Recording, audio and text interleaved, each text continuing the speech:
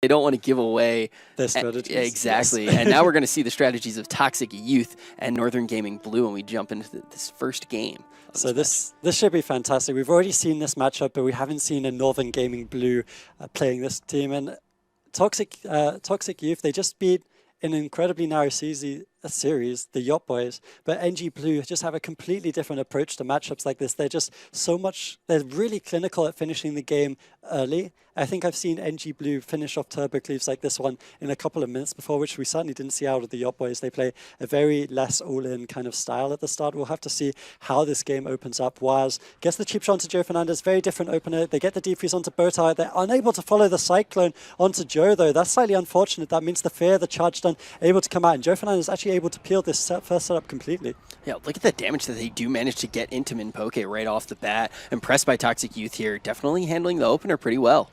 Yeah, I completely agree, and it was a huge slide by NG Blue, unable to get that CC onto Joe Fernandez. I think what he did is he just managed to get behind the pillar on the cheap shot, so Minpoke could not follow up with the Cyclone, so very well played by him, and that completely negates the opener from NG Blue.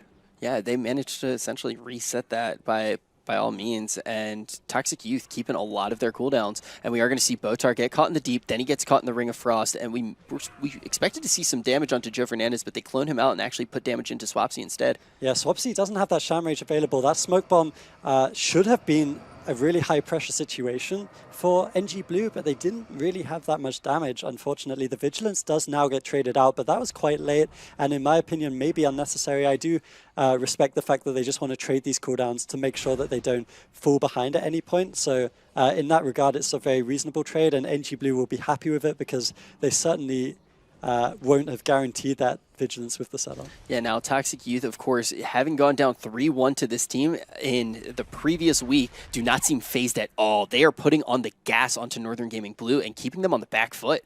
Yeah, I completely agree. Having said that, that was a nice Iron Bark coming out from Botar. That's just such a nice play, and we've seen it time and time again.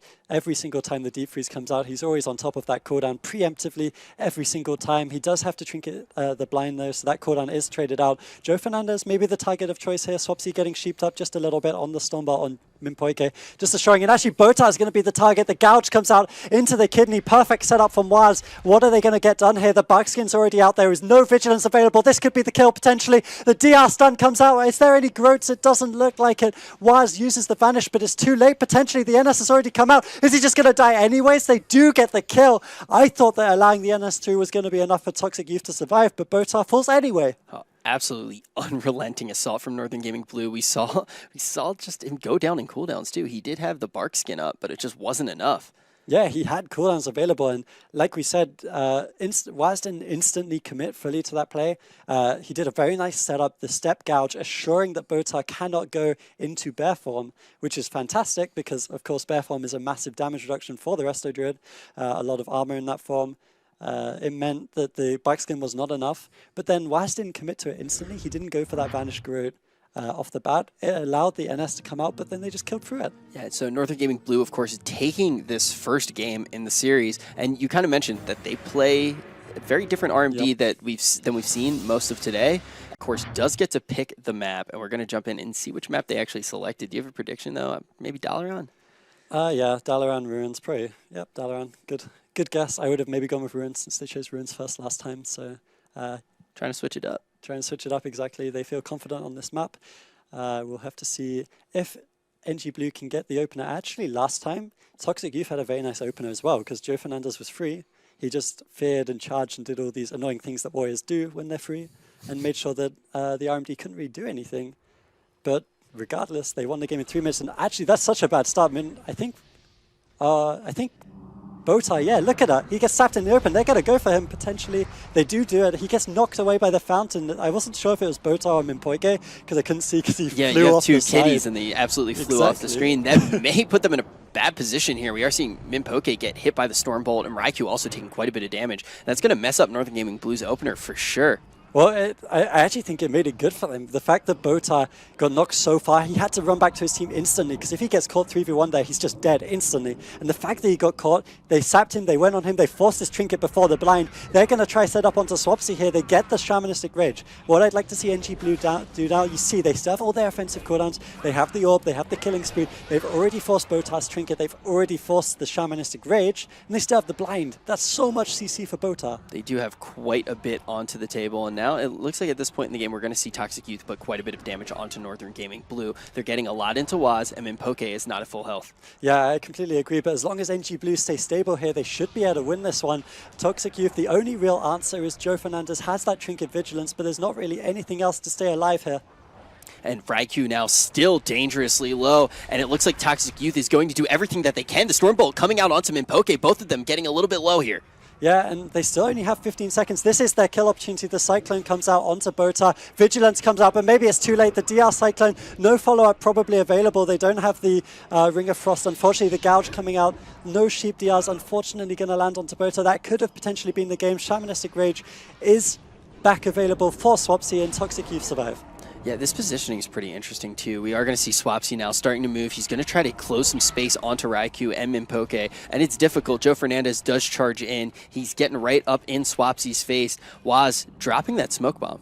Yeah, they drop the smoke bomb. They're not going to commit too much damage here. Nice defensive fear from Joe Fernandez. Assures Swapsy is fine. They do get the Shamanistic Rage though, and this is the blind. This blind is really late. I would have loved to have seen that on the previous setup just to increase the amount of CC, but the Shamanistic Rage is going to expire. No follow-up on that, and Botar didn't have his trinket for the blind, but then again, the blind was pretty wasted, so not too much. And actually, Minpoke is going to die here. He doesn't have his trinket available, down to 16%. How is he alive? The execute comes out late. Offensive parry from Joe Fernandez, and this is what we talked about.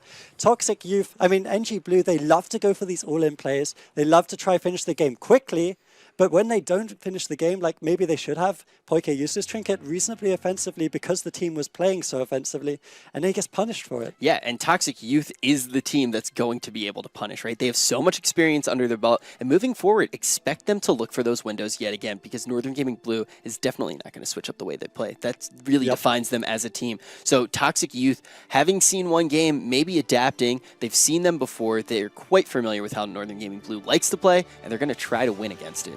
And a lot of this comes down to the way Raikou likes to play it. So you can see on the map there that Raikou did a lot of damage. Yeah. In the previous RMD vs Turbo games, the story really is true sometimes. Yeah, I completely agree. Sometimes it's probably wrong. I mean, you would know better than me, having to have actually healed Raikou before. But he's just...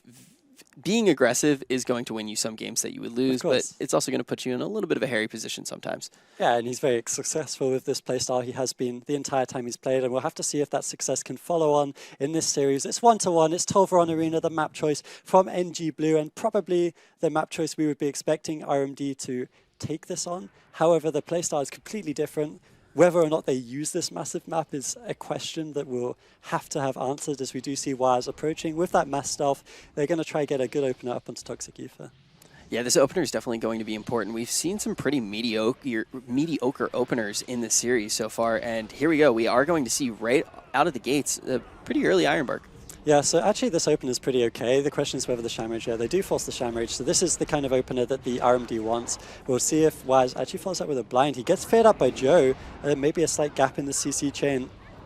If they don't get the blind here to get Botar's trinket, I think that's actually a slight mistake from the RMD. Minpoke, he's dropping so low, he doesn't use his trinket until execute range. Is he just going to go down here? So greedy holding onto trinket until execute range. Joe Fernandez is chasing DR Stormbolt. Maybe this is slightly overextending on the side of Joe. He didn't need to make that play. He'd already forced every single cooldown from Minpoke, and the fact that he tried to hold onto his trinket, look at it, it's cost him everything. That's 5 cooldowns down instantly. Yeah, well, so now at this point though, what does Toxic Youth try to do to capitalize the fact that Minpoke has just used all these defensive cooldowns? We're seeing Waz get very low here. Yeah, so it looks like Waz is the answer. Minpoke going to get the Cyclone onto Swapsy. Not too much damage coming out on the side of NG Blue on that setup, but they do get a lot of trinkets. All 3 trinkets actually down for a very long time on Toxic Youth, so this game's really opened up. Minpoke doesn't really have anything left, but Toxic Youth have literally no trinkets. The only real cooldowns available are Vigilance and the Sham Rage, but the Vigilance won't be able to happen, of course, if Joe Fernandez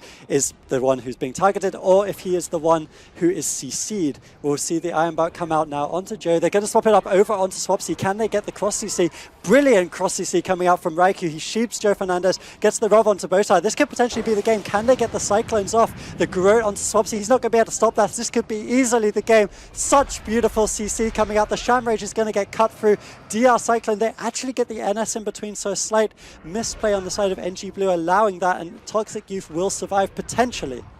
Yeah, I mean, they put the kidney into Bowtar here, but definitely expect Swapsy to get healed back up to full. And maybe Toxic Youth from this place can put enough damage into Raikou. They do pull the Ice Block here. Yep, they get the Ice Block, well played by Toxic Youth. They did have to trade out that Vigilance as well, though, so they literally have nothing for this next setup. There is a 30-second window for NG Blue to win this game. Will they be able to capitalize on it is the question. Raikou building up his damage right now. He's just spamming out the Sheeps as well, making sure this is the gouge. Unfortunately, it's very DR, so they're not going to be able to exploit that too much. Maybe a slight mistake on the side of NG Blue, and now the preemptive Iron Bark comes up and Bowtar's Trinkets in 10 seconds. Will they be able to cut through this?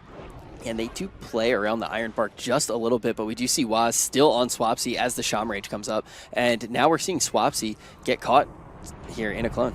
Yeah, so NG Blue, they didn't win in their kill window. They had a long time without the Trinkets. They were very close to winning, but they didn't. Maybe Toxic Youth slightly overreacted there. They used the Iron Bark and the Shamanistic Rage when NG Blue didn't seem to have too much damage. Actually, Waz dropping really low right now. He doesn't really have anything. The Vanish having to come out defensively. That's going to force NG Blue to go offensive, of course. Bowtar and Joe Fernandez do have their Trinkets available. Joe Trinkets to stop the Polymorph, so Bowtar gets caught into the Cyclone. Will they be able to follow it up? Raikou, yeah, he does time that Sheep, and actually Bowtar choosing to Trinket out of that one. 3 Trinkets once again used on Toxic Youth, and the blind is available for NG Blue, but Poika has to survive for that. He gets the NS off. He didn't Trinket that Bash again. He's playing really greedy. He might still go down here. The Bash comes out. He's going to be able to kite away behind the pillar. Good peels coming out from Waz and Raikou there, ensuring that their healer survives. Yeah, really using the map to the fullest here, but Toxic Youth putting on the pressure that they need to put on, but NG Blue just keeps getting these setups and they keep taking defensive cooldowns off the table. That Shamanistic Rage has been just every time it comes off cooldown, instantly getting clicked. Yep, I agree with that, and they actually forced the Sham Rage here with the Smoke Bomb. Maybe this was a little bait from NG Blue. This is the thing, they demand so much respect because they're so offensive that you'll normally overuse cooldowns against them rather than underuse them. It's kind of like the curse of placing such a strong team. But now that they forced that Sham Rage, you have to really look at the situation for Toxic Youth, and the blind onto Joe Fernandez means there's no cooldowns. This should be the game. The blind, can they follow it up with the Sheep? They do follow it up. This is 100% beautiful setup from NG Blue. This is what we were talking about. They didn't have anything left. The only cooldown was that Vigilance, so they blind Joe Fernandez. He doesn't have his Trinket. He can't get the defensive cooldown off. And a very clean kill for NG Blue. And that was also NG Blue playing slightly differently. They were still very aggressive when you look at the damage board, but they really kind of had the perfect setups there. Yeah, and look at the damage. This is what I was talking about. Raikou actually out-damages Joe Fernandez. Which is in the last time we saw the Turbo Cleave go up against the RMD, Joe Fernandez and Swapsy were literally doing double the damage of the Yacht Boys. Literally double in some games. Here, Joe Fernandez can't even keep up with Raikou. Yeah, 100%. And Raikou just being absolutely nuts, and even amidst all that damage, they're getting very clean setups onto Toxic Youth. Toxic Youth will, of course, have the map choice going into the next one, but that may not be enough. Yeah, I completely. And if NG Blue keep playing like this, they will not lose this series. NG Blue, and honestly, in other games today, we haven't seen them play that good. They lost a game due to a lot of mistakes in the last one. We'll see if they can keep that up, because if they can keep that up, they'll qualify 100%. I would put anything on them. Yeah, I mean, they said it themselves. They said they're really playing against themselves here. That is one of the biggest factors that they are up against. And we're actually going to see Blade's Edge, which we haven't seen yet today. Yeah, so not Ruins of Lordaeron. From NG Blue, and maybe they don't really want to play such an open map, even if it's small, against NG Blue, sorry, because... And actually, Bowtie gets caught out again. The Trinket having to come out on the stun, and he gets cycloned up, so they're going to be able to get cooldowns from Swapsy here. Such a great opener from NG Blue. Once again, he needs to hold on to that Sham Rage, because Bowtie's already Trinketed. Is he going to be able to do it, though? Yeah, I mean, so much damage coming out on a Swapsy, and this is exactly what you just said. Northern Gaming Blue just being so aggressive. They have the setup, and Raikou just knows how to do damage. This mage is insane. Yeah, and this is another thing about NG Blue. They're more than happy to swap up their strategy, which I really like. They've opened Botar for the second game in a row here, and they've got his Trinket without the blind. Raikou caught in a 3v1, might have to block. He blinks away from Joe Fernandez, so he should be okay for now. Dropped quite low, the NS coming out from Poike. And Botar doesn't have his Trinket for this setup. He gets blinded. Nothing really should follow that up unless Waz can get the sap. We'll have to see if he goes for it. The Vanish, he does have that sap available, and Swapsy's in a lot of trouble now. The guidance coming out from him. He also has that Sham Rage and the Vigilance, so every single remaining button on the side of Toxic Youth has now been pressed. Can they get the Cyclones to follow it up? The Cyclone onto Botar, slightly overlap with that Kidney, but it should be the game. The Rallying Cry comes out. It's not going to be enough. This is going to be the end of the series, and clinical NG Blue take this one in under 2 minutes. Yeah, and I mean, that was pretty much a mirror to what you saw in the previous Qualifier Cup. We're going to see 3-1 again. Toxic Youth, your BlizzCon champions from last year, are going to be sent home. For a second cup running, yep. Yeah, so